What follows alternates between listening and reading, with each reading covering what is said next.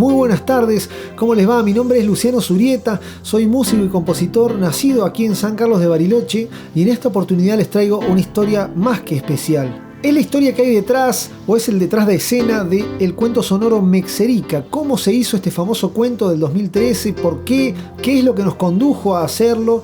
Y bueno, un poquito de cada detalle de esa historia hoy les voy a repasar.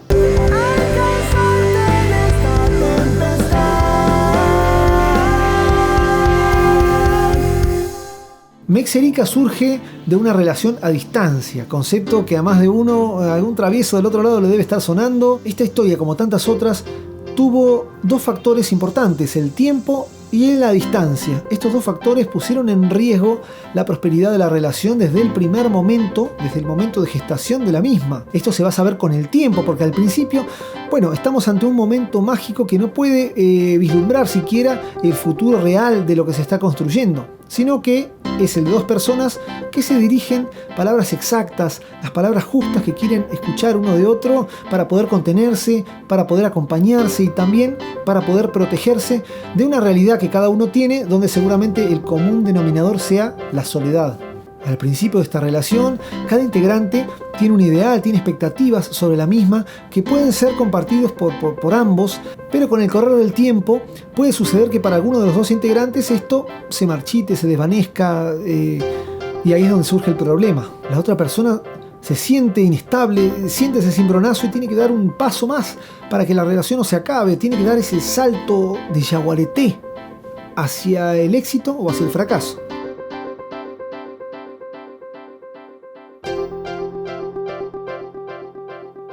Ese salto está calculado, me dijiste el yaguareté, 26 años, 75 kilos, y más o menos está calculado en un 50 y un 50.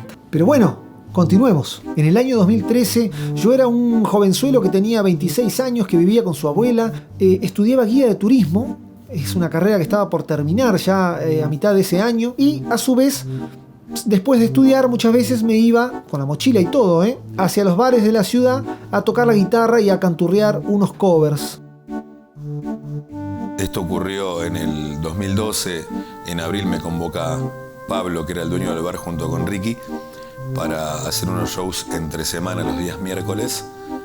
De hecho me dice que iba a probar con 2 o 3 miércoles a ver qué pasaba, y pasó de que tocamos todo el año. El repertorio era medio a la surundamba, era un rejunte de canciones, covers. Básicamente hacíamos estrofa, estribillo y saltábamos a otra, y en otra nota no concatenábamos nada. No sé cómo funcionó, la verdad que no. Tocábamos mal y nos reíamos y la gente se reía, demasiado atado con alambre, pero creo que esa es, o fue en aquel momento, la fórmula del éxito, porque a la gente le encantaba. No había restricción horaria, tocábamos de 11 a 4 de la mañana sin parar, muchísima gente, un lugar realmente pequeño, diría que lúgubre, pero con una magia increíble, donde quizás entraban 80 personas y había 200 por miércoles. Pero realmente no podías pasar caminando al baño. De hecho, a mí me costaba entrar cuando llegaba tarde a tocar, de la cantidad de gente que había, y me las ingeniaba con la guitarra con un permiso. Un día yo había ido a tocar al shopping acá en Bariloche, y a la vuelta, viniéndome en taxi, me dice el tachero: tenés que ir a ver unos muchachos que tocan ahí en Santino los días miércoles. El tipo no sabía que era yo tampoco eso le iba a decir, porque no sabía si tenía un buen o un mal recuerdo, pero el tipo sabía que se llenaba. Y para cerrar como colorario, la verdad que uno añora esos días, que las cosas, a veces uno en el trajín no las vivencia cuando van ocurriendo, y después cuando las recordás te das cuenta y valorás desde otro lugar también, y con otros años, el disfrute. Y es en este contexto donde yo giro la cabeza de repente y mi mirada, la de un simple empleado de la música, se encuentra con la de ella, una joven que tenía el radar prendido y que estaba de vacaciones. Nos miramos, nos sonreímos y volví a girar la cabeza y seguí tocando esa pieza de rock nacional. Como acostumbrábamos, invitamos gente que quisiera pasar a cantar y se acerca. Cuando pisa el escenario mayor, Osvaldo Solo, cuando se pisa ese palet de madera del cual se había caído tanta gente hacia el abismo, que tenía 10 centímetros de alto, me dice algo al oído, en mendocino. reconozco este acento y me quedo encantado. Cuando el show terminó, me acerqué hacia ella, la vi en la zona del baño y fui abriendo huella entre la aglomeración de gente hasta llegar apenas a darle un demo de Calisto. No pude decirle mucho, pero en ese demo estaba inscripto mi teléfono, así que ahí quedamos en contacto. Por esas atenciones que nos regala el destino, días después me las cruzo a las dos caminando por la calle Mitre. Nos ponemos a charlar y me preguntan cuándo iba a ser el próximo show. Yo tenía uno muy pronto en Santino, se los dije así al pasar y bueno, esperé. Esa noche estoy tocando nuevamente la guitarra y entre la masa humana, totalmente hacinado y cantando rock nacional, la veo entrar a ella, sola. Concluyó el recital, conversamos, horas, nos conocimos, tomamos unas cervezas, nos trasladamos a otro bar después y bueno, recuerdo que esa madrugada la acompañé hasta el lugar donde se estaba alojando y ahí se selló simplemente este vínculo tan esperado, Bariloche, Mendoza y tan efímero al mismo tiempo. Si bien ella se volvió a Mendoza, seguimos en contacto. Tengo algunos recuerdos muy precisos, uno de ellos estar husmeando en su red social, la red social del momento, 2013, y viendo sus fotos que suene un tema de Ozzy de fondo. Esta canción me producía ver estas fotos con cierta nostalgia. Todo este cuadro me inspiró esa misma noche a componer una canción llamada Ojo de Pez.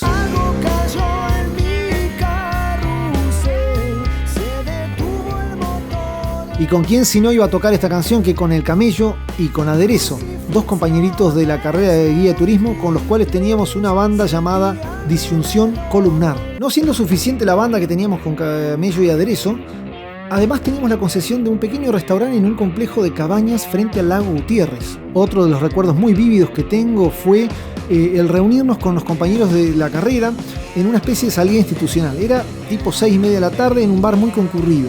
Una mesa larga y de repente, entre charla y charla con los compañeros, pasa una torta con una bengala encendida. Era el cumpleaños de alguien ahí en la punta de la mesa. Cuando veo esa torta, me vuelvo loco, me transformo y me saco la remera y la empiezo a revolear ligeramente en señal de alegría. El siguiente recuerdo que tengo de esa madrugada es estar hablando por teléfono en el centro bajo la lluvia. Llovía torrencialmente y yo hablaba con ella exprimiendo el crédito y en un lenguaje, en una especie de arameo, ¿no? Es algo indescifrable en este momento, una cosa ordinaria. Certifius titulado pero Mendoza en los proyectos. Entonces venía a viajar porque fue un baño 26 y tal. De la botear. Había llorado esa noche, había pasado de todo en un bar. Un amigo me dice que iba a ser padre y de repente se me caen solas las lágrimas. Voy a pedir una cerveza así como estoy y la barman me dice: ay, qué divino, cómo estás demostrando tus sentimientos, me encanta. Y me puse a llorar más todavía, estaba fuera de sí, haciendo cortocircuito ahí los sentimientos.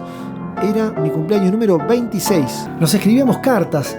Era hermoso este momento, este ritual donde íbamos escribiendo la carta, la guardábamos en un sobre, la metíamos adentro de una encomienda que estábamos armando, donde también metíamos una cajita de chocolate, una cerveza artesanal, un paquetito de yerba, si uno estaba medio pobretón, y lo mandábamos por correo.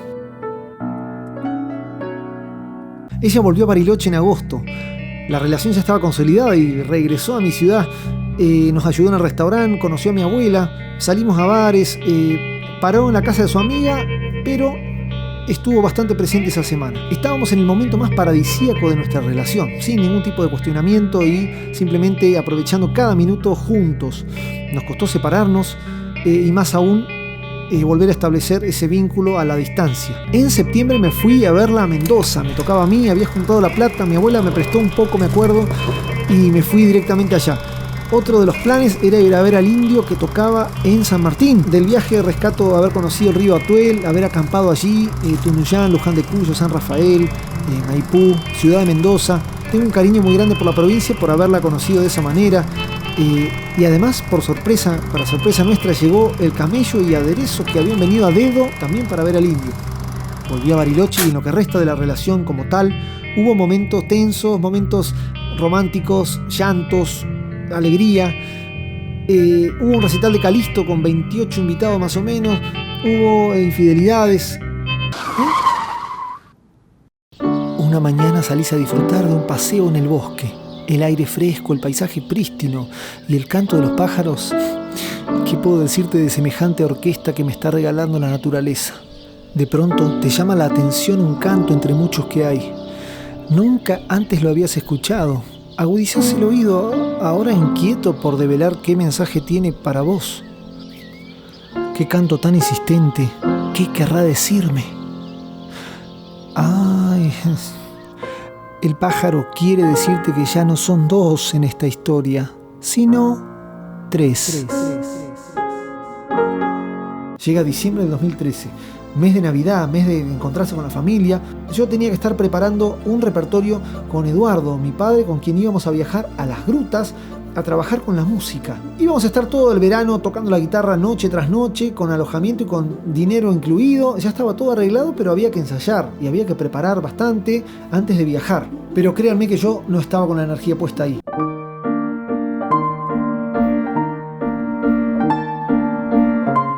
La reunión en el bar con el negro podía haber terminado como una reunión más, tomando una cerveza y charlando sobre este tema. Sin embargo, termina siendo diferente cuando aparece mi hermana en la mesa. Ella, escuchando toda la historia, me propone hacer un cuento sonoro.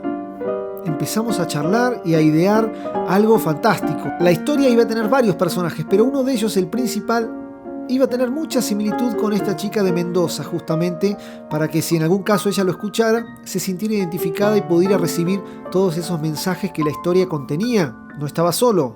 Mi hermana me dijo, yo te voy a mandar una introducción a este cuento, que era el disparador de la historia. La leí y era perfecta, era exactamente lo que yo quería decirle a esta mendocina, para poder alejarme de a poquito de la escena, para dejar mi sellito de enseñanza, ir retirándome desinteresadamente, ver cómo esa semillita iba a germinar, comenzar a crecer. En realidad estaba dando los últimos manotazos de abogados en esta relación, che, no sabía más que hacer para recuperarla, caramba. Se produce entonces una cascada creativa. Me llama Luciano un día y me dice, necesito que vengas a grabar una voz, un relato en off de un cuento que tengo, que voy a musicalizar y qué sé yo, que yo fui. No tenía nada que hacer. Generalmente nunca tengo mucho que hacer. Y me da un papel con un texto y él me termina contando, quería dedicárselo a una chica, creo, si mal no recuerdo, mendocina, 21, el capítulo que faltaba. Tenía un teclado de niño prestado, al cual le agregué un pedal de guitarra, un pedal de delay, y con eso empecé a crear sonidos, a componer canciones instrumentales para preparar el terreno para esos relatos que se iban a venir después. Yo estaba experimentando una omnipotencia musical creativa, una OMC, donde yo me sentía capaz de componer cualquier cosa y crear todo el tiempo en función de este cuento. Lo que hubiera que componer lo iba a componer. Me gustaría ser libre. Sos libre. Tenés la posibilidad de elegir cómo estar y cómo ser. Lo que pasa es que en la tierra nos enseñan a reprimirnos, a tener miedos y dejar de hacer cosas. Por eso, así están la mayoría de los hombres, como esos faros que observan todo el tiempo la vida de los otros. La obra había concluido. Yo estaba en el altillo de mi abuela, simplemente procesando todo lo que había ocurrido, celebrando un poco el cierre de este cuento. Familiares, amigos habían ofrendado su talento, su tiempo, sus voces, para que este heroico o suicida acto de amor llegara a buen puerto, para que su corresponsal no se sintiera solo cuando esté dando batalla allá. Y que fue tan increíble el proceso creativo para llegar a esto que el final tenía que estar a la altura de ese proceso, tenía que ser apoteótico. Si había una musa inspiradora que enhorabuena había sido la causante de todo esto, ella tenía que escucharlo.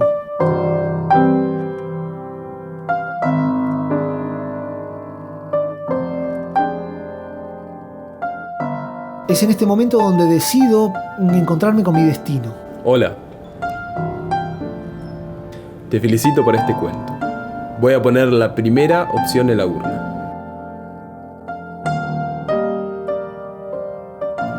Acordate, yo soy tu destino, y por más que tenga el tuyo ya escrito, te voy a dar a elegir dos opciones posibles. Es un ayudín que te doy. Ahí va entonces.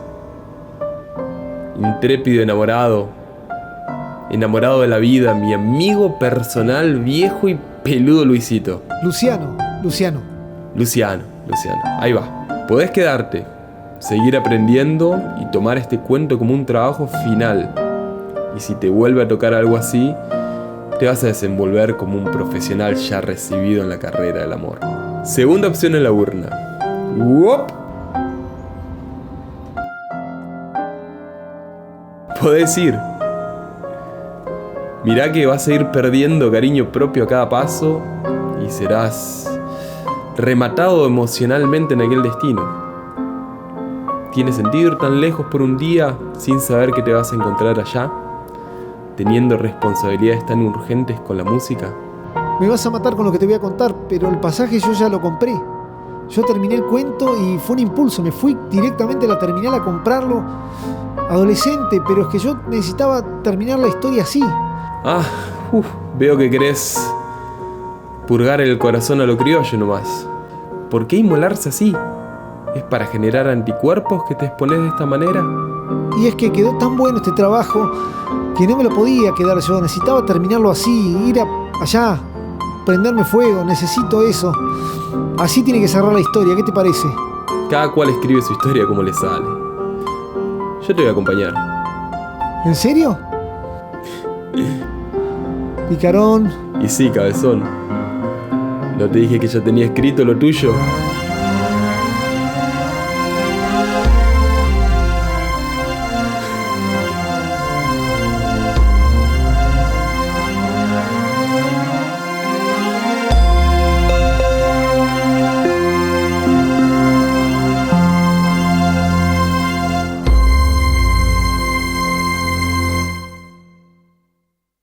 Cuando llegué a la terminal, me encontré con mi amiga, la que había participado de este cuento, que había hecho la voz principal. Me ve al pie del micro y enseguida se dio cuenta a dónde iba.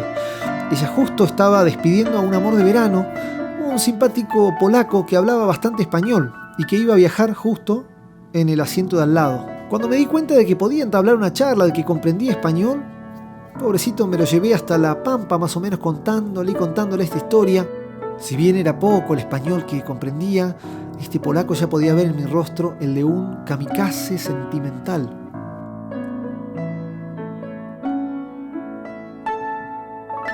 Cuando me incorporo en el asiento y veo que estamos llegando ya a Mendoza, no lo dudo y agarro el teléfono, marco. Musa inspiradora y la llamo. Cuando escuché su voz, no es lo que yo esperaba escuchar. Me quebré, no puedo. Pero bueno, un poco confirmé lo que yo sabía que podía suceder. Ella no me estaba esperando, no iba a estar al pie del micro con un cartel con mi nombre, una sonrisa, sino que en realidad recordó que yo iba a Mendoza. Gentilmente me ofreció la casa de su padre, que nuevamente estaba sola, pero yo le dije que me iba a alojar en un hotel, que no se molestara, que lo resolvería, pero le dije que iba exclusivamente a verla a ella. ¿Por qué? Porque yo antes de viajar le había dicho que me iba a un casamiento, una mentirita piadosa para no sentirme tan audaz, tan kamikaze, para disminuir un poco ese vértigo de ir a entregar un material hasta allá. Comimos algo con el polaco y me fui a alojar al hotel. A la tarde me encontré con ella. Cuando nos encontramos, yo ahí realmente recibí ese baldazo de agua fría, me di cuenta de que la situación era así, me quedó clarísimo con su comportamiento. Estaba distante, estaba completamente diferente a la que yo había conocido. Estábamos en una plaza conversando, yo estaba aflojando un poquito y tratando de revivir aquella relación que nosotros solíamos tener. Parecía ir todo más o menos encauzado cuando de repente apareció el tercero en cuestión.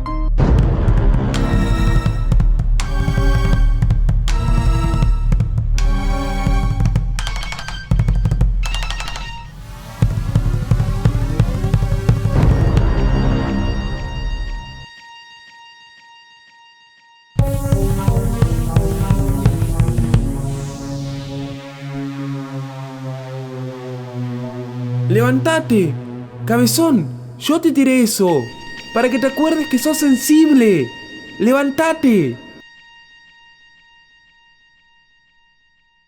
Estaba en tiempo de descuento y en un partido a beneficio. Me dejaron gambetear, hice mis gracias. Mirá, la hice reír con anécdotas nuestras y, bueno, no tuyas. Yo ya viví el amor y vos recién estás apareciendo. Fuimos a otra plaza. La sacudida de corazón que había recibido momentos atrás me había puesto en situación. Entonces ya estaba cayendo la tarde y comencé a contarle un poco de mi viaje a las grutas, lo que estaba por acontecer, cómo era una temporada en la costa rionegrina, tocando la guitarra y divirtiendo a los turistas. Ese era el único trabajo a la noche. Durante todo el día íbamos a estar relajados, disfrutando de la playa, en contacto con la arena, con el agua. Eran 2 meses de vacaciones y te pagaban por ser músico. Nada podía salir mal.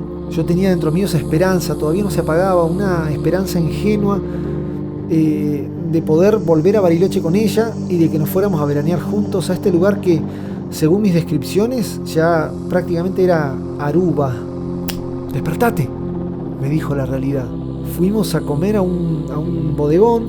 La temperatura había bajado, por suerte de 38 grados pasó a 34, 33. Una cosa insoportable, el calor, no se podía respirar, me acuerdo. Y de ahí nos fuimos al hotel. Me llevó en su Renault rojo y yo, bueno, ya preparándome para el momento de entregar finalmente ese cuento. Subí las escaleras a toda prisa, fui a la habitación, busqué el cuento. Eran 2 copias en CD dentro de sobres blancos que tenían el título Mexerica, y bajé hacia la vereda. Cuando me iba acercando a ella con esto en la mano, yo recuerdo que la sensación era de un vértigo tremendo. Era como salir a un escenario de repente, pisar esas tablas y sentir que todo es gigante y que no tenés aliento, que no vas a poder cantar, no vas a poder tocar nada. 1.000.000 de emociones juntas dentro de un pobre cuerpo que era el mío y ya no daba más. Su reacción cuando tomó esto fue la de sonreír. Se la veía sorprendida por el regalo. Quizás no esperaba este tipo de obsequio, o esperaba una explicación sobre ello. Dada la situación, este obsequio tenía una carga emocional que solo ella la iba a poder entender con el tiempo, no era de inmediato. La abracé. Mendoza entero se puso de pie en ese momento. Yo aborrecí este abrazo porque sabía que era el último que le iba a dar y porque no tenía nada más que hacer. Y simplemente se fue con sus rastas, que eran parte de un nuevo peinado que tenía, de esta nueva etapa también. Y la observé cómo se hacía chiquitita en la oscuridad y se iba yendo, regalándome esa última imagen de ella. No la vi más.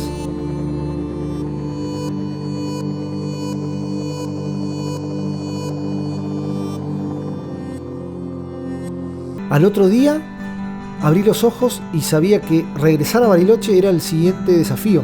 Bajé las escaleras, saludé a la recepcionista, le dije la próxima vez será, y me fui a la terminal urgente. Cuando llegué a la ventanilla, bueno, me enteré que el colectivo salía más tarde.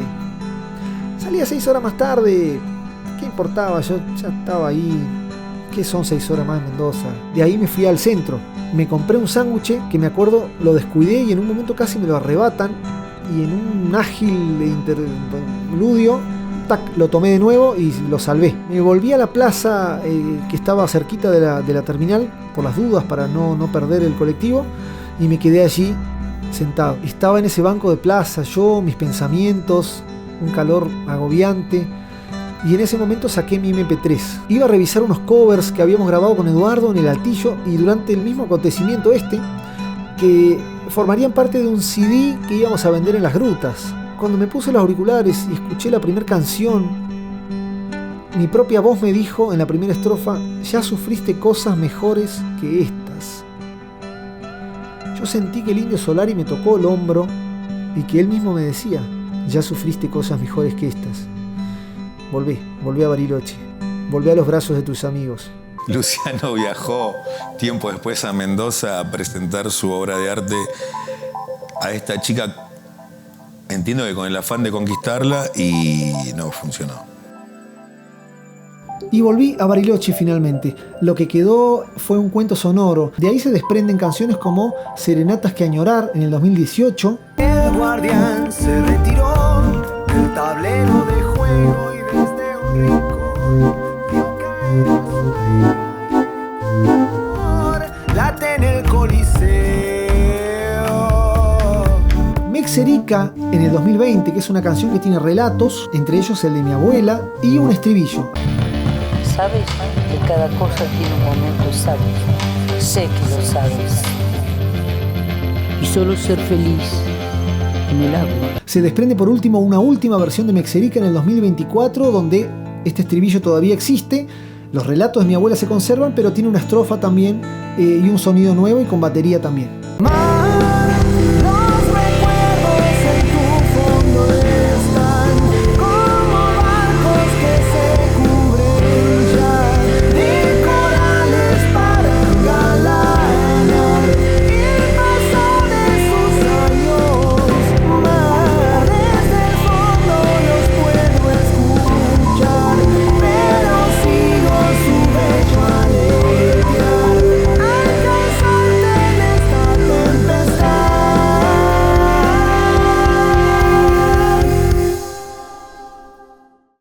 Uno atraviesa cielo y mar a veces para conseguir un resultado que anhela y muchas veces no llega o llega de otra manera, pero solamente el tiempo y bueno, el poder observarlo a la distancia nos permite comprender a veces que ese resultado fue simplemente un señuelo que te puso la vida delante para que vos puedas experimentar ese proceso de conseguirlo. Y el resultado es justamente el proceso en sí mismo. Y es gracias a este trabajo del que estuve hablando tanto, al desamor por el que atravesé, que poco tiempo después renació en mí y descubrí ese compositor que llevo dentro, lo rescaté y lo puse a laburar. Tomaba una pala y durante 2 años ininterrumpidos estuve en el proceso de grabación de mi disco, de mi gran disco Tren. Disco de 14 canciones que acá se los muestro. Bueno, ¿qué es esto? Que gracias a mi trabajo como guía de turismo pude después costear la mezcla y la masterización en Buenos Aires, nada más ni nada menos que por Lucas Gómez. Muchísimas gracias por su tiempo y hasta la próxima.